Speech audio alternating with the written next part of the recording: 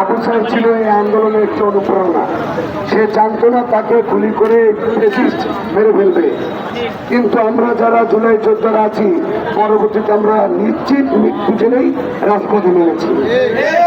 আমি ইন্টারিয়াম সরকারকে বলতে চাই, ডক্টর ইউনূস স্যার, আপনি সম্মানিত দাওয়ানা করেন না, অভিনয় করেন না। আমি কিন্তু মিডিয়ায় অভিনয় করছি, আপনি আমাদের সাথে কি অভিনয় করবেন? স্বৈরাচার হাসিনা আপনাকে ওই পদ্মা ব্রিজ থেকে টুস করে ফেলে দিতে চেয়েছিল, সেটা কি আপনি ভুলে গিয়েছেন? যদি ভুলে যান তাহলে আপনি মুনাফিক। আর বিভিন্ন রাজনৈতিক দলের উদ্দেশ্যে একটা কথা বলতে চাই, এমনও আছে আমি এই বক্তৃতা দেওয়ার পরে আমার লাশ হতে পারে।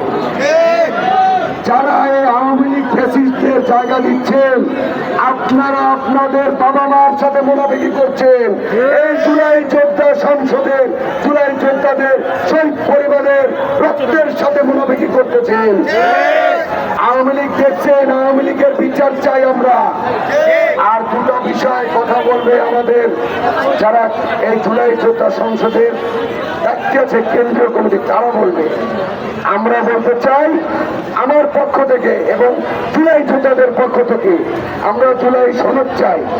সেটা হবে রাষ্ট্রীয় বিধানে, রাষ্ট্রীয় সংবিধান অনুযায়ী জুলাই ঘোষণাপত্র এবং জুলাই সনদ। আর জুলাই যোদ্ধাদের অনুসরণে একটা কথা বলবো, বেয়াদবি মাফ করবেন, সাংবাদিক ভাইরা আমার বেয়াদবি মাফ করবেন। আবু সাইদ, অসীম, মুগ্ধ, তিনজনই আমাদের অনুপ্রেরণা ছিল। এবং ইন্টারিয়াম সরকারকে বলতে চাই, অনতি বিলম্বে কোন টাইম পাস নাই, 3 বার টাইম দিচ্ছেন আমাদের সাথে। ওই আমার এক সহযোগী বলছে মূলা কিন্তু শীতকালে খায়, গরমকালে খায় না। আমি বলতে চাই স্লোগান একটাই হবে, সাইদ অসীম মুক্ত, শেষ হয়নি যুদ্ধ। যদি স্লোগান দেন সাইদ অসীম মুক্ত, শেষ হয়নি যুদ্ধ।